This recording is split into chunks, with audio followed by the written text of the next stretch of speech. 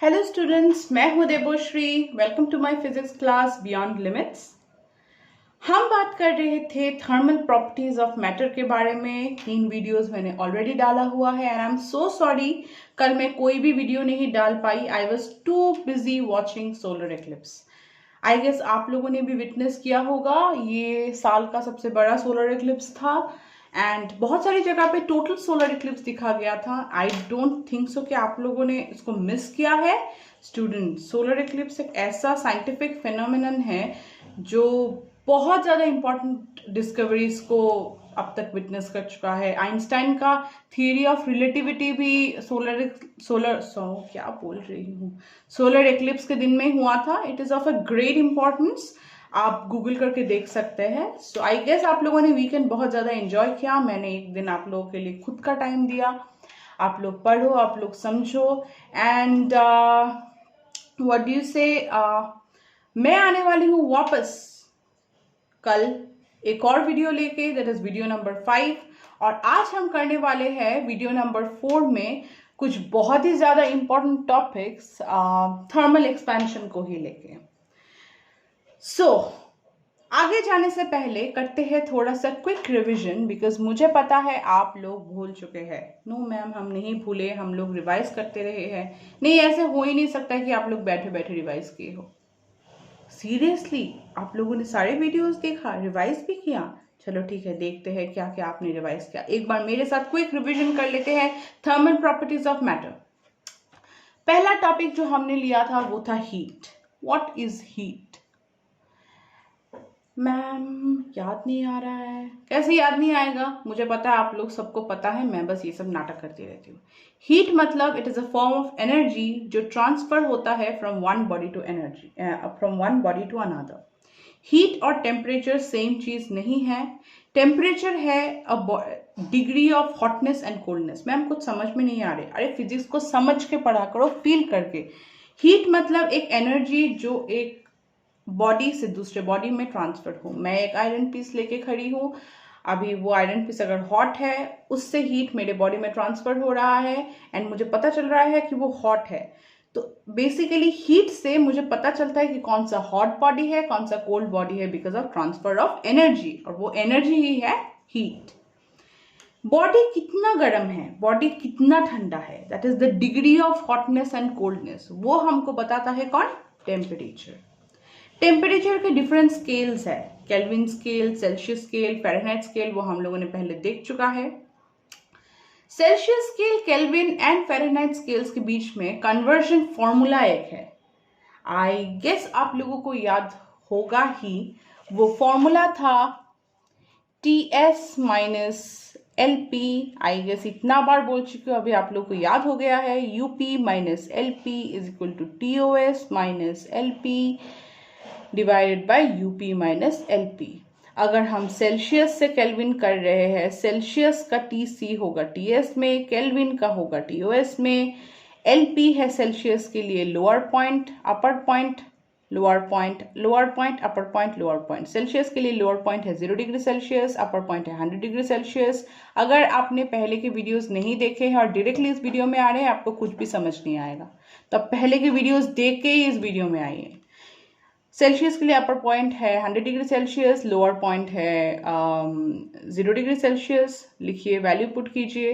Lower point kelvin scale के लिए है 273, अपर पॉइंट है 373, वैल्यू पुट कीजिए तो आता है TC by 100 minus 0 100, TK by 373 minus 273 100, TC is equal to minus 273, sorry ये माइनस 0, सो ये TC, तो यहाँ पे आता है TC is equal to TC plus 273, ये यहाँ पे चला गया, प्लस हो गया, ठीक है। ऐसे हम बहुत सारे कन्वर्जन फॉर्मूलाज लेके आए थे, Celsius scale, temperature, Fahrenheit scale and kelvin scale के को लेके हम लोग के पास एक टेबल था, अगर आप लोगों को याद है। अगर नहीं याद है, पुराने वीडियो में जाइए, और अगर आप बोल रहे हैं कि मैम प्लीज़ दिखाओ, प्लीज़ दिखाओ, प्लीज़ दिखाओ, मेरे पास सब हैंडी रहता है, I can show you.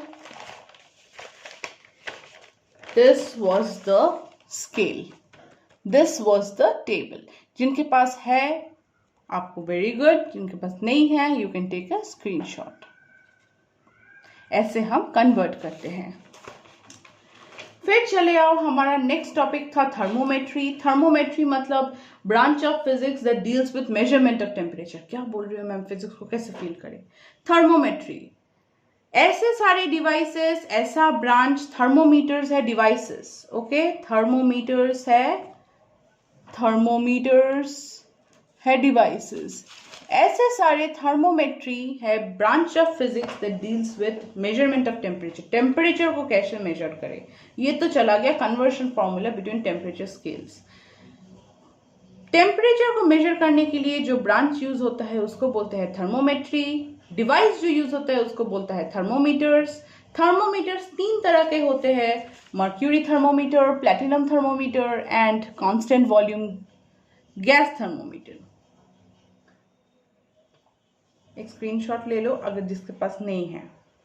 Ma'am है, कितना बार स्क्रीनशॉट ले, ओके आगे बढ़ते हैं।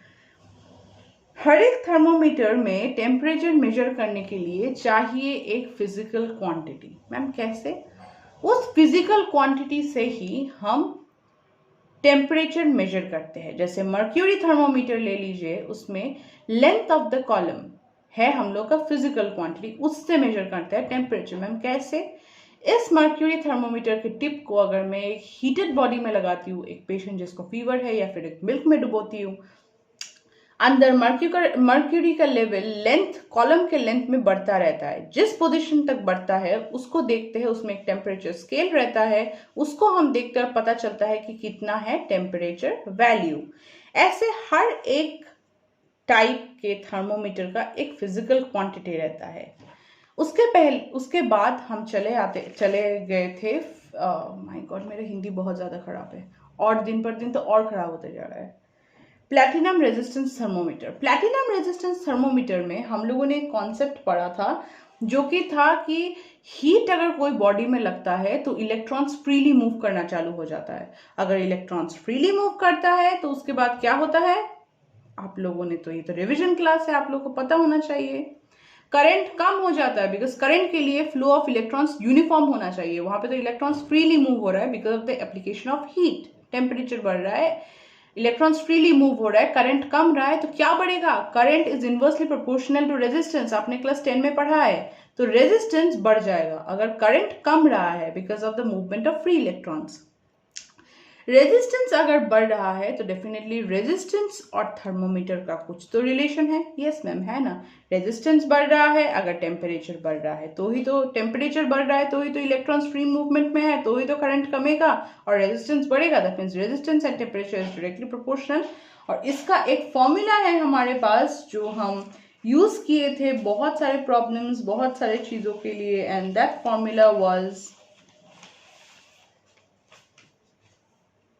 delta R is directly proportional to R naught delta T। आपको याद है। फिर डायरेक्टली प्रोपोर्शनल का साइन हटा के हम लोगों ने क्या किया था, उसमें हम लोगों ने एक, I still have the notes, okay देखते हैं। Directly proportional to R naught T, इसमें डेल्टा था difference in resistance, this was initial resistance. और टेम्परेचर जब नहीं देंगे, मतलब जब हीट नहीं होगा तब इनिशियल रेजिस्टेंस होगा R naught। हीट देंगे, टेम्परेचर बढ़ेगा, तब डिफरेंस इन टेम्परेचर होगा R dash minus R naught, जहाँ पे R डैश है हीट एप्लीकेशन के बाद का resistance, this was the initial resistance. फिर आप लोगों ने देखा कैसे हम delta R is equal to alpha R naught T लेके आए। Alpha was temperature coefficient, degree Celsius inverse था उसका वैल्यू। फिर RT माइनस R naught या R डैश जो भी है, RT was resistance at temperature T। ये सब नोट्स आपके पास होना चाहिए। फिर उस नहीं है तो प्लीज़ पहले के वीडियोस देख लो। उसके बाद हम इम्पॉर्टेंट ट्रिक में आ गए थे जिसके साथ हम 3 फॉर्मूलास लेके आए थे, फॉर्मूला 1, फॉर्मूला 2, फॉर्मूला 3। कैसे लाए थे आप प्लीज़ पहले के वीडियोस देखो, आपको ऑलमोस्ट पता चल जाएगा कैसे लाए थे। मैं इसको रिपीट नहीं कर सकती बिकॉज मुझे आज का क्लास लेना है। This is just a quick revision because मैं एक दिन मिस कर गई हूँ and I don't want you people to forget. उसके बाद हम चले गए थे थर्मल एक्सपेंशन में। मैम थर्मल एक्सपेंशन हम कुछ प्रॉब्लम्स किए थे, उसके बाद किए थे थर्मल एक्सपेंशन में। याद करने की कोशिश करो, थर्मल एक्सपेंशन क्या था? कोई भी चीज में अगर मैं हीट लगाती हूँ, कोई भी सब्सटेंस में, उसका एक्सपेंशन होता है, वो फैल जाता है। वो एक्सपेंशन हीट की वजह से, साइज का एक्सपेंशन इन सच ए वे होता है कि वो एक्सपेंशन लीनियरली हो सकता है, लीनियर मतलब लेंथ चेंज हो सकता है, सरफेस वाइज हो सकता है मतलब एरिया चेंज हो सकता है, या फिर लेंथ ब्रेथ वॉल्यूम तीनों चेंज हो सकते हैं, तो फिर वॉल्यूम चेंज हो जाएगा। और बहुत सारे चेंजेस आ सकते हैं जिनको हम इन्हीं से, लेंथ, एरिया और वॉल्यूम से ही डिराइव कर सकते हैं, जैसे हमने डेंसिटी का किया था। मैम कैसे किया था?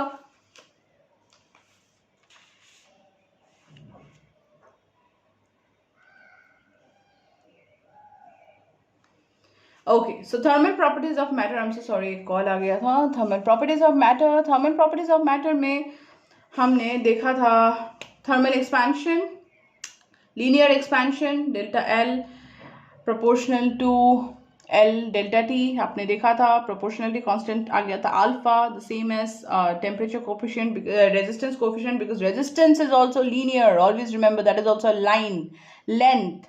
दैट इज वाई यहाँ पे भी टेम्परेचर कोएफिशिएंट जो था अल्फा, यहाँ पे भी लीनियर एक्सपेंशन कोएफिशिएंट है अल्फा, यूनिट सेम है, डिग्री सेल्सियस इनवर्स। हमेशा प्रॉब्लम्स में अल्फा का वैल्यू दिया हुआ रहेगा। उसके बाद आया था एरिया एक्सपेंशन, एरिया एक्सपेंशन में आ गया था beta, beta delta A is equal to A delta T, this is initial area, this is change in area, मतलब डेफिनेटली हीट अप्लाई करेंगे तो एरिया तो ए से ए डैश तक जाएगा ही, तो that is a dash minus a is delta a. फिर उसके बाद हम लोग को मिला था delta a beta a delta t, beta is the coefficient of surface expansion, हमने प्रोपोर्शनल साइन हटाने के लिए बीटा यूज किया है, बीटा इज 2 अल्फा। उसके बाद आया वॉल्यूम एक्सपेंशन, वॉल्यूम एक्सपेंशन में delta V is directly proportional to V delta T, उसमें delta V is equal to gamma V delta T. Gamma है proportionality constant, that is coefficient of volume expansion, and gamma is equal to 3 alpha. कैसे आया? Heat देते हैं तो T becomes T dash, L becomes L dash, A becomes A dash. This is the difference values. उसके बाद हम देखे थे कि कैसे एक्स्ट्रा पॉइंट, कैसे IIT JEE में प्रॉब्लम्स कैसे आते हैं। हमने देखा था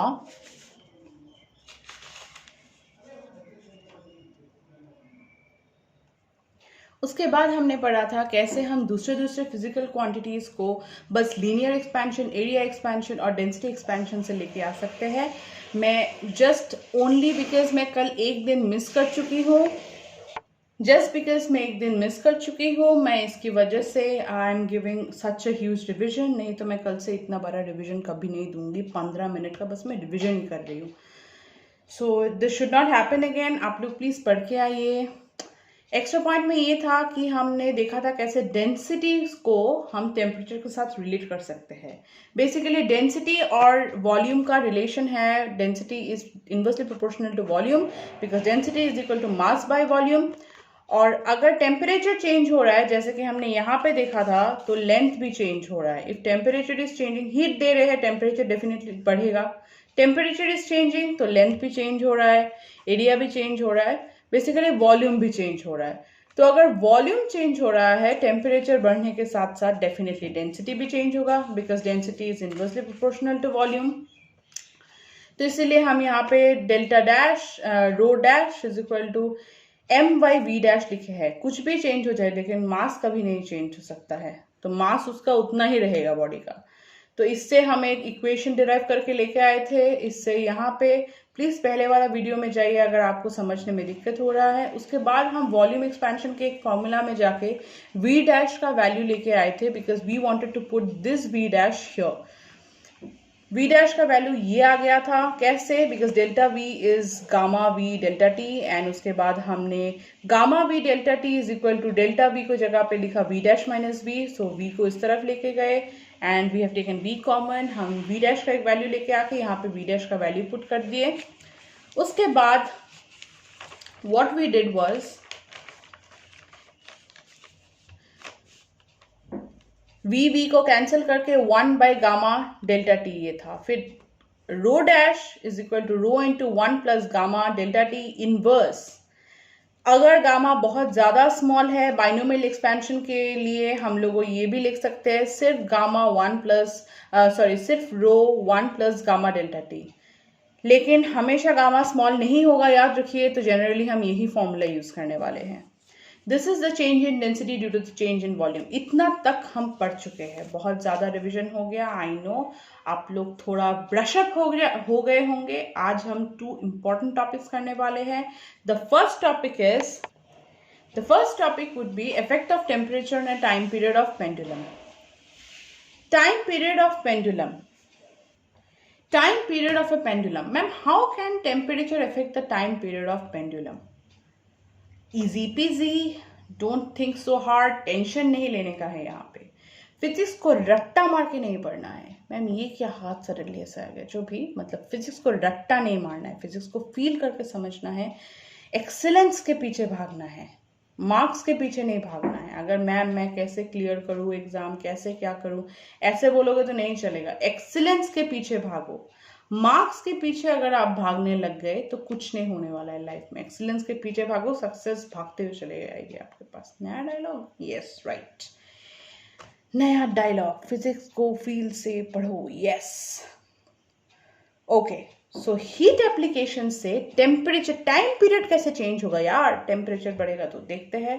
हीट अप्लाई कर रहे हैं, टेम्परेचर चेंज हो रहा है T से T डैश तक, राइट। लेंथ चेंज हो रहा है L से L डैश तक। अरे टेम्परेचर बढ़ेगा मतलब T से T डैश, लेंथ तो बढ़ेगा। लीनियर एक्सपेंशन जो हमने लास्ट क्लास में देखा, अभी रिविजन भी कराया। लेंथ बढ़ेगा, pendulum, this is pendulum, okay, this is pendulum। आपका charger, that is a pendulum। अगर एक स्ट्रिंग में कुछ भी लटका हुआ है, उसको अगर आप ऐसे ऐसे कर रहे, that is pendulum। अभी इस पोजीशन से ये है आपका पेंडुलम। ये पेंडुलम आपने क्लास 10 में पढ़ा ही होगा।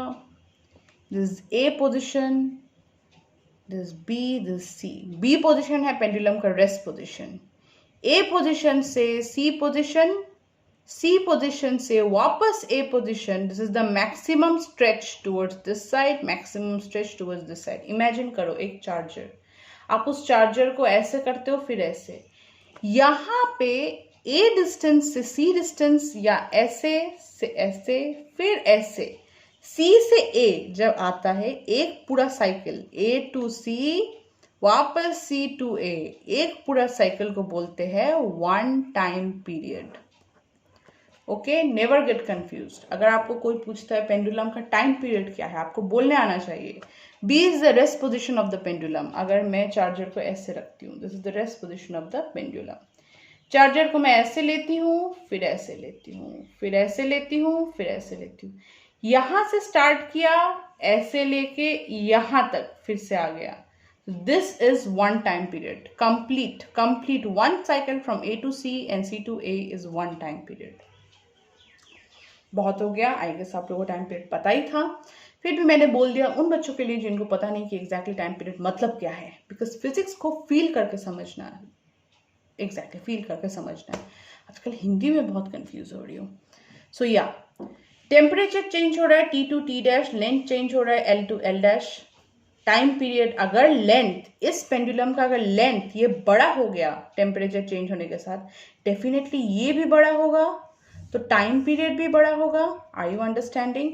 ये लेंथ तो A तक नहीं रहेगा, A will become A dash somewhere here, C will become C dash, time period will become A dash to C dash, C dash to A dash. Feel करके पढ़िए। अगर if you have not followed me, उसको rewind कीजिए, फिर से सुनिए। अगर pendulum का लेंथ बढ़ेगा, डेफिनेटली इसका टाइम पीरियड बढ़ेगा, बिकॉज A विल बिकम, इस पोजीशन, ये पोजीशन बढ़ जाएगा A डैश तक, ये पोजीशन बढ़ जाएगा C डैश तक। तो A डैश से C डैश, C डैश से A dash, one cycle will become one time period. तो definitely time period will increase to T dash. T यहाँ पे टेम्परेचर नहीं है, T यहाँ पे मैंने टाइम पीरियड लिया है आप लोगों के इजी समझने के लिए, ईज ऑफ अंडरस्टैंडिंग के लिए। यहाँ पे मैंने टेम्परेचर को लिया है थीटा, बिकॉज T आप कंफ्यूज हो जाते हैं, तो टेम्परेचर को मैंने लिया है व्हाट, थीटा। जहां जहां पे T लगेगा मैंने वहां पे थीटा लगा दिया है। मैम कुछ समझ नहीं आ रहा है। अरे थोड़ा फिजिक्स लिया है, साइंस लिया है क्लास 11-12 में, थोड़ा तो इमेजिनेशन से पढ़ना है। कोई भी सब्सटेंस को अगर हीट दो, उसका टेम्परेचर बढ़ेगा T to T dash, length बढ़ेगा L to L dash, definitely length बढ़ेगा तो टाइम पीरियड बढ़ेगा T to T dash. T है आपका टाइम पीरियड, थीटा है आपका टेम्परेचर इस पर्टिकुलर चीज में। So we are going to study effect of temperature on time period of pendulum. कैसे टाइम पीरियड और टेम्परेचर का रिलेशन है, यहां से हम लोग निकालेंगे। अगर टेम्परेचर और टाइम पीरियड का रिलेशन पता चल गया, पता चल जाएगा क्या इफेक्ट है टेम्परेचर बढ़ने के साथ साथ कैसे टाइम पीरियड बढ़ेगा, ऑटोमेटिक आपको रिलेशन। अरे कभी भी न्यूमेरिकल करो ना, न्यूमेरिकल को समझ के करो। न्यूमेरिकल में ही थियरी छिपा हुआ होता है। आपको बोलेगा what is the effect of this this this this this, ऐसे आपको पता होना चाहिए फिर टाइम पीरियड और टेम्परेचर का रिलेशन क्या है, तो ही तो आप आंसर निकाल पाओगे। न्यूमेरिकल क्या है, बस application of whatever we are studying in theory. Theory अच्छे से समझ आएगा तो न्यूमेरिकल आएगा। Numerical both are interrelated man. अभी ओके बहुत ज्यादा बात हो गया। हमको पता है ऑसिलेशंस, आपने पढ़ा होगा, ऑसिलेशंस से पढ़ा है T is equal to 2π/g, 2π√L/g। L is the temperature, G is the height. क्या मैम क्या क्या क्या बात कर रहे हो आप, कुछ समझ नहीं आ रहा है। समझ कैसे आएगा, जो भी मैं बोलती हूँ आप बस हाँ हाँ हाँ करते जाते हो, खुद का भी दिमाग लगाओ। Time period is equal to 2π√L/g। L is the length of the pendulum, G is what, the acceleration. G is equal to 9.8 because acceleration नीचे की तरफ हो रहा है, the force is towards down। oscillation में था ये फॉर्मूला। Time period is equal to 2π√L/g, लेकिन हमको अभी फॉर्मूला पढ़ के कोई फायदा नहीं है, हमको बस चाहिए टेम्परेचर और लेंथ कैसे रिलेटेड है। इस इक्वेशन से बाबा यस ओके व्हाटएवर हो जाता है कभी कभी।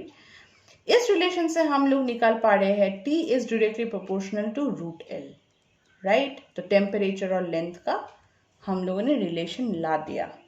अभी टाइम पीरियड चेंज होगा T डैश तक, देखा है क्यों, अगर हीट लगा रहे हो टाइम पीरियड भी बढ़ेगा T से T dash.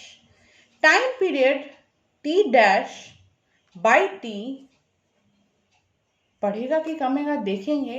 Change in time period क्या है, but change in time period है, मतलब चेंज टाइम पीरियड है T dash. Don't get confuse बच्चा party. This is the final temperature, this is the oh god, this is the final time period, this is the initial time period. T dash is the final time period, T is the initial time period. L dash is the final length, L is the initial length. So T dash by T is equal to √L dash by L. Can you write this? Yes ma'am. अरे T अगर proportional to √L है तो मैं लिख सकती हूँ T dash is also proportional to √L. Yes ma'am. Now and then you can divide them. Now we know that delta L is L dash minus L. Yeah, right. L dash को मैं लिख सकती हूँ delta L plus L, L dash को इधर रख के। क्यों मैम, क्योंकि हम L dash की जगह पे ये बिठाने वाले हैं। तो T dash by T is equal to √L dash plus L by L। आपको समझ आया कैसे? L dash की जगह पे हमने लिखा डेल्टा L प्लस L। क्यों? क्योंकि डेल्टा L है L dash minus L, L dash की जगह पे लिखा डेल्टा L प्लस L, इस तरफ लेके गए यहाँ पे वैल्यू पुट करने के लिए। अभी T dash by T is equal to √L alpha delta theta. Ma'am ये क्या है? अरे आपने पढ़ा था ना linear expansion, delta L is equal to L alpha delta T, बस T की जगह पे मैंने लिया थीटा टेम्परेचर। मैम कहाँ पे पढ़ा था, कुछ याद ही नहीं रहता है आप लोगों को। अरे ये क्या है, ये क्या है? Linear expansion. पिछले वीडियो में जाओ या आज का वीडियो रिवाइंड करके सुनो। सो मैंने डेल्टा L की जगह पे लिखा ये L, यहाँ पे L ही रह गया, L कॉमन ले लो, L कैंसिल हो जाएगा। √ओवर का वैल्यू होता है to the power half, it will be 1 plus alpha delta theta power में हाफ। T को इस तरफ लेके जाओ, T dash will be is equal to T into 1 plus alpha delta theta to the power half. अभी बाइनोमियल एक्सपेंशन अगेन, अभी के साथ मुझे क्या बोलते हैं उस मूवी को, क्या था, चंद्रमुखी, भूल भुलैया के भूत की तरह आ गया अभी करके, अभी कुछ भी है बोलती रहती हूँ मैं, that's okay.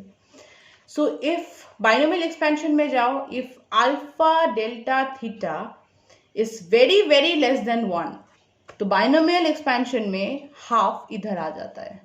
So T dash is equal to T into 1 plus half alpha delta theta. I hope you have followed.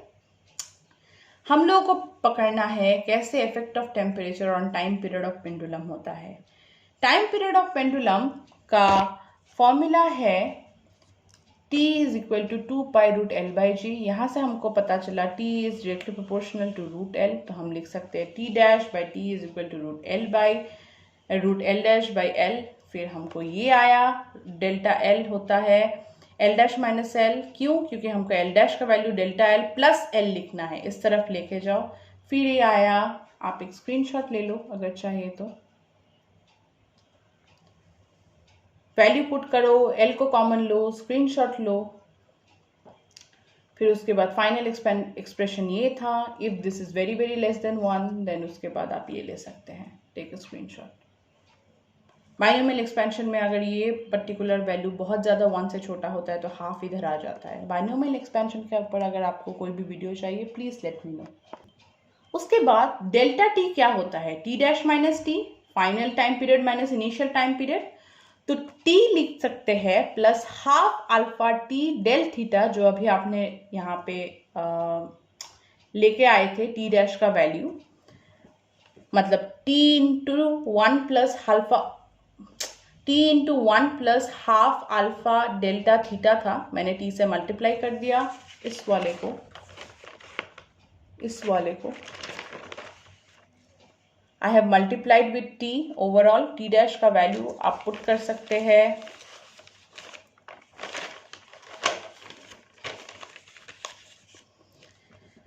ये over multiply, all over multiply with T, जैसे वहां पे मतलब मैंने ब्रैकेट खोल दिया, माइनस टी, टी कैंसिल हो जाता है, half alpha T del theta. This is change in temperature, this is change in time period, this is a final expression. Very very important. क्या किया हमने? Please take a screenshot first. Okay, so हमने किया t is directly proportional to length from an expression called t is equal to 2 pi root L by g. Then हमने क्या किया? We have taken t is equal to t dash is equal to root L dash। ठीक है, हमें constant of ये proportionally हटाते हैं with 1, then t लिख सकते हैं root L, then t dash by T divide कर दो is equal to root L dash by L. Delta L को लिख सकते हैं L dash minus L, L को इस तरफ लेके जाओ, delta L plus L is equal to L dash की जगह पे लिखो delta L plus L divide by L.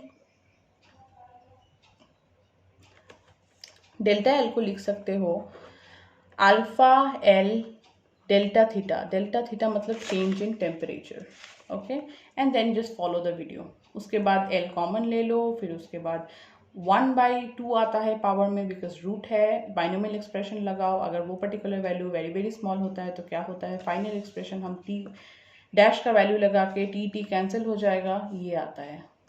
This is the relation between time period and temperature.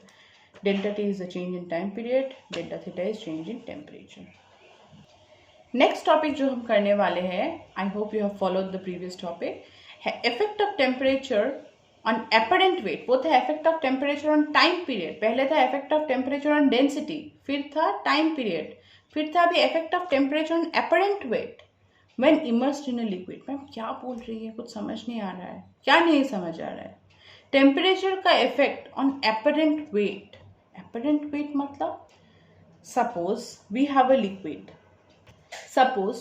A liquid, उस लिक्विड में मैंने क्या किया, एक कटोरी के अंदर आपने रखा लिक्विड, उस लिक्विड में मैंने क्या किया, एक सॉलिड बॉल रखा है या सॉलिड कुछ भी पत्थर, व्हाटएवर वी हैव केप्ट, क्या होता है उसमें कि there is a downward force, हमेशा कोई भी बॉडी के नीचे की तरफ होता है mg, and there is an upward force called upthrust. आपने कभी बुयंसी के बारे में पढ़ा है? बुयंसी, आपने अगर बुयंसी के बारे में नहीं पढ़ा है तो नहीं चलेगा, बिकॉज सबको पता है एग्जैक्टली बुयंसी कैसे होता है। आप क्लास 12 के स्टूडेंट्स हो, this is a much later chapter, फिर भी मैं आप लोगों को समझाने की कोशिश करती हूँ। Buoyancy comes from a pseudo force. Okay ma'am आप क्या बात कर रहे हो, कुछ समझ नहीं आ रहा है। समझना पड़ेगा, बिकॉज फिजिक्स लिया है क्लास 11 12 में, फोकट में तो नहीं लिया है, चीज़ों को थोड़ा इमेजिन करना है।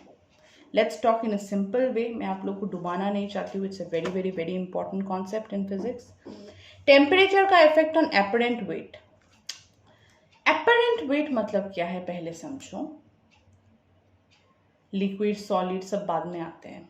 आप लिफ्ट में बैठते हो, ठीक है, आप लिफ्ट में बैठते हो। ओके, लिफ्ट में कैसे बैठता है इंसान? आप लिफ्ट में चढ़ते हो, लिफ्ट में हो, वो पर्टिकुलर लिफ्ट ऊपर की तरफ जा रहा है, you will feel a force downward. जब लिफ्ट ऊपर की तरफ जाएगा, आप लिफ्ट में खड़े हो, आपको नीचे की तरफ एक फोर्स फील होने वाला है। होता है कि नहीं होता है? या फिर वो लिफ्ट नीचे की तरफ जाने वाला है, आपको ऊपर की तरफ एक फोर्स फील होता है अपने बॉडी के अंदर, होता है ना? जैसे आप अगर मैरी गो राउंड, वो क्या बोलते हैं उसको, जायंट व्हील जो मेले में आता है, उसमें बैठ के अगर नीचे की तरफ जा रहे हो, आपको एक ऊपर की तरफ एक फोर्स फील होता है। What is that force? That force is called pseudo. Pseudo छोड़ो, that force is called imaginary force. मैं उसको बोलती हूँ imaginary force. That imaginary force is nothing but apparent force, जो हमको exactly दिखता नहीं है कि कोई force है, लेकिन वो force through nature हमारे ऊपर लगता है। In the same way, अगर हम कोई भी solid को liquid में डालते हैं, there will be a force upward. That force I call it as upthrust.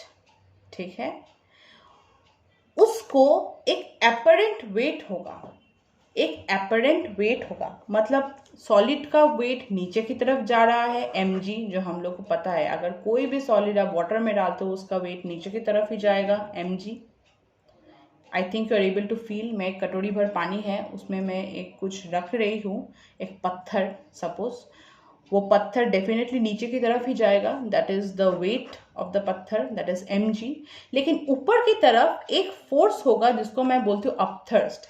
Merry go round का एग्जाम्पल, या फिर not merry go round, giant wheel का एग्जाम्पल मेले का, या फिर लिफ्ट का एग्जाम्पल। इमेजिनरी फोर्स एक अपवर्ड तरफ जाता है, buoyancy, this itself is buoyancy. So इसका एक्चुअल वेट नीचे की तरफ जो है mg, ऊपर की तरफ एक फोर्स है इमेजिनरी, कहते हैं upthrust, is equal to f। That means मैं एपरेंट वेट लिख सकती हूँ w माइनस एफ, नीचे की तरफ जितना आ रहा है माइनस ऊपर की तरफ जो फोर्स है। Are you clear? अभी आप बोलोगे मैम इतना तो कॉन्सेप्ट कैसे भी करके समझ गए, लेकिन एपरेंट वेट में और टेम्परेचर में रिलेशन क्या हो सकता है? क्यों नहीं हो सकता है? हमको क्या पता है? What exactly do we know? Force is equal to ma. We know force is equal to ma. Newton बाबा का सेकंड लॉ। नीचे की तरफ आ रहा है ये फोर्स, मतलब जो एक्चुअल फोर्स है, दिस इज इमेजिनरी फोर्स, जो एक्चुअल फोर्स है वो नीचे की तरफ आ रहा है, तो definitely F is equal to mg, एक ही जगह पे g, ग्रेविटेशनल एक्सेलरेशन। m को हम लिख सकते हैं रो v, अरे density is equal to m by v, तो m mass is equal to rho into v, तो फोर्स को हम लिख सकते हैं rho v g, rho density into volume into gravitational acceleration, लिख सकते हैं? Yes ma'am. अभी बुओयंसी हमको बोलता है, क्या बोलते हैं? आर्किमिडीज प्रिंसिपल, याद है आप लोगों को? आपने पढ़ा है बट आई थिंक आप भूल रहे हैं। जितना फोर्स पत्थर को अगर मैं उस लिक्विड में डालूं, कटोरी में, जितना लिक्विड बाहर आएगा, जितना लिक्विड बाहर आएगा उतना ही फोर्स ऊपर की तरफ लगेगा. This upthrust force is equal to जो लिक्विड स्पिल होके बाहर आ रहा है. अरे आप अगर पत्थर फेंक रहे हैं तो कुछ लिक्विड बाहर आएगा कि नहीं आएगा? वाटर से आएगा.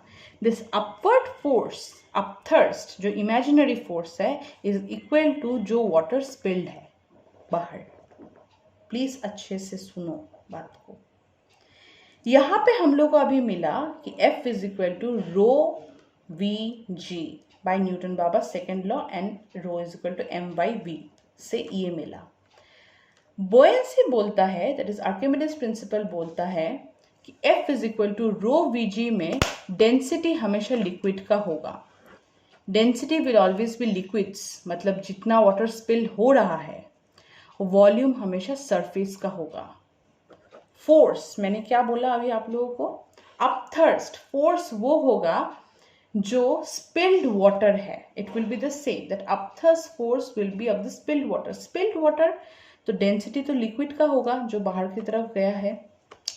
वॉल्यूम सरफेस का होगा, उस सरफेस से कितना वॉल्यूम बाहर गया है. अगर अच्छे से समझ नहीं आ रहा है पॉज करके समझने की कोशिश करो, लेकिन उसको फील करो.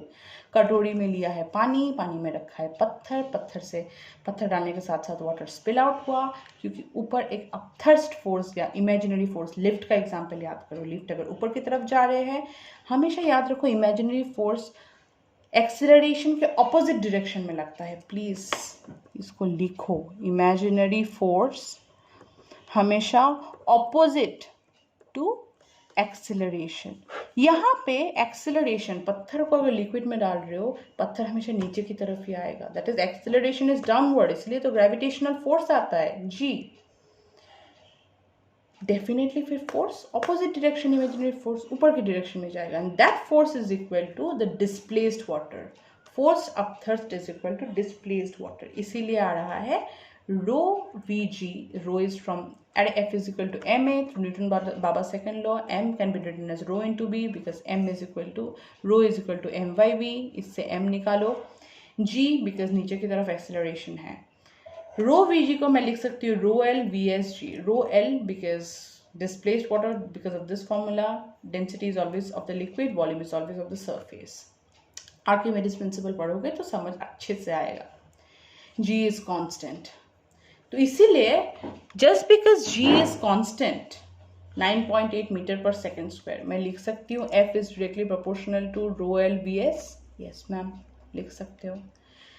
अभी अगर इसमें मैं हीट अप्लाई कर रही हूँ, टेम्परेचर चेंज होगा from T to T dash. Definitely force will also भी चेंज. अरे वॉल्यूम चेंज होगा from VS to VS dash. Density हमने देखा है कैसे चेंज होता है विद टेम्परेचर, सो डेंसिटी भी चेंज होगा from rho L to rho L dash. So definitely F भी चेंज होगा because they are directly proportional. Yes ma'am. So अगर F proportional to rho L v S है तो मैं लिख सकती हूँ F dash is also proportional to rho L v s dash. Yes ma'am. अब क्या मैं उनको डिवाइड कर सकती हूँ? F dash by F is equal to rho L dash Vs dash is equal to divided by rho L Vs. I guess we are cleared. Temperature change, apparent weight change, because this apparent weight depends on force. Ma'am, how? W minus F. नीचे की तरफ जितना आता है minus ऊपर की तरफ का upthrust force. Take a screenshot. इसको अच्छे से समझने की कोशिश करो.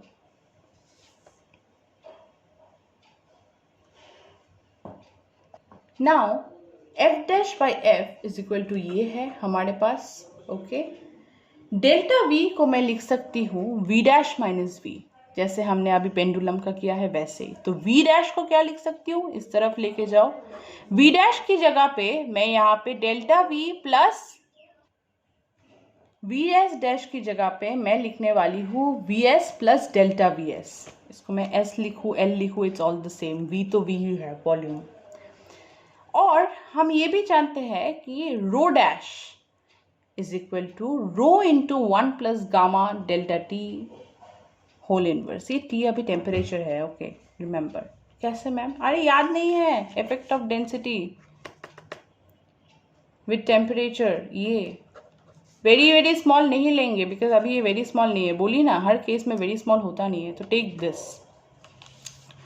सो रो डैश की जगह पे, रो एल डैश की जगह पे मैं लिखती हूँ rho L divided by 1 plus gamma L delta T, because rho L है तो गामा एल होगा। वी एस डैश की जगह पे मैं लिखती हूँ V S plus delta V S through this.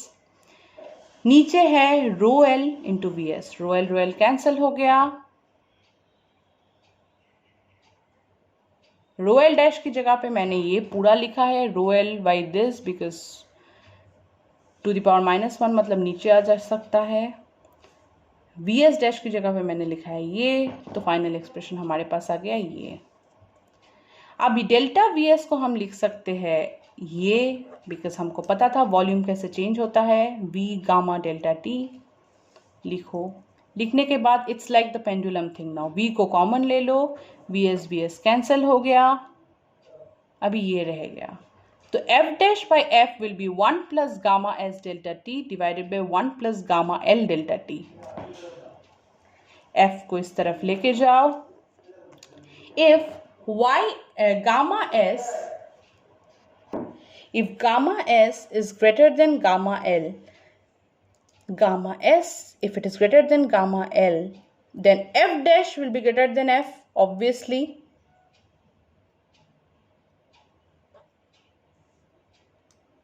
And w apparent will be, अरे less than नहीं, greater than ही होगा, because this and this are directly proportional.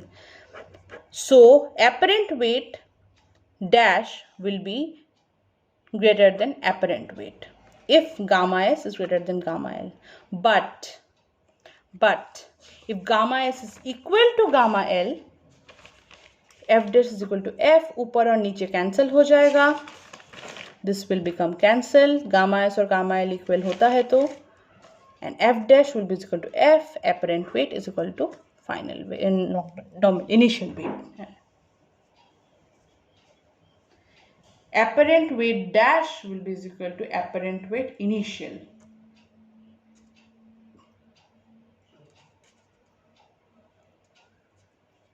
I hope you have followed this. So हमने पहले क्या किया initially? Okay, don't get confused. ये मैं HCL मी के ऊपर आप लोगों को पढ़ा रही हूँ। HCL मी मेरे लाइफ का फर्स्ट लैपटॉप था, फर्स्ट लैपटॉप जो अभी बूढ़ा होकर मर गया है, तो उसको मैं टेबल के हिसाब से यूज़ कर रही हूँ। क्या क्या बोलती रहती हूँ। Effect of temperature on apparent weight when immersed in liquid. Apparent weight क्या है आप लोग को पता चला।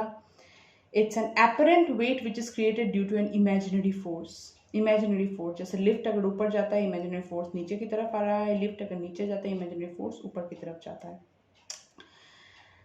सो एपरेंट वेट भी ऐसे आएगा। And this, please take a screenshot, please take a screenshot. मैं बोल बोल के थक गई हूँ।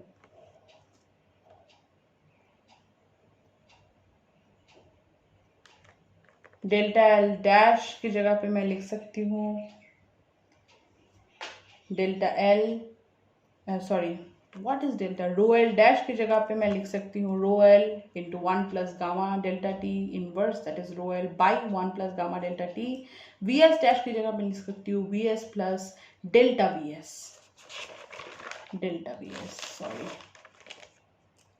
ये लिख सकती हूँ, यहाँ पे ये लिख सकती हूँ। क्यों? रोयल कैंसिल हो जाएगा। डेल्टा वी एस की जगह पे मैं फिर से लिख सकती हूँ ये, ताकि मैं वी एस को कॉमन ले सकूँ। प्लीज़ एक स्क्रीनशॉट लो ताकि आप लोग उसको समझो। एक बार देखोगे, एक बार वीडियो को सुनोगे तो समझ आ जाएगा। इट्स ईजी, बस थोड़ा कॉन्सेप्चुअल है। इसका भी screenshot low.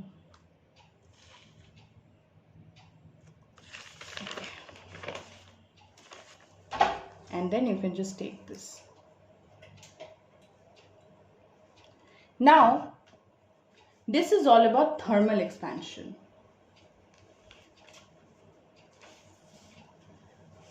Basically, in the next video, we are going to talk about, I hope you have understood whatever I have taught you today. In the next video, I am going to explain you about heat expansion. I mean, heat expansion क्या है? Thermal expansion जैसा ही है, लेकिन हमेशा अगर heat देते हो substance का टेम्परेचर चेंज होगा, लीनियर एक्सपेंशन, वॉल्यूम एक्सपेंशन, हमेशा ये नहीं होगा। कभी कभी क्या होता है, मैटर का स्टेट चेंज हो जाता है, जैसे कि सॉलिड लिक्विड बन जाता है, ये तो आपको पता है शायद। आइस में अगर आप हीट दोगे वो लिक्विड बन जाता है, वाटर। कभी लिक्विड गैस बन जाता है, जैसे स्टीम, अगर वाटर को हीट करोगे तो। वैसे कभी कभी हीट देने से इट गेट्स एक्सपैंडेड एंड बस एरिया और वॉल्यूम और लेंथ नहीं चेंज होता, बल्कि पूरा का पूरा स्टेट ऑफ मैटर चेंज हो जाता है। Okay, so we will discuss about heat expansion and specific heat capacity in the later, latent heat and etc. in the later chapter, later topic, that is video number 5. I hope you have understood the video. Please pause करके समझने की कोशिश कीजिए आज जो भी मैंने पढ़ाया है. Thank you so much. Have a good day.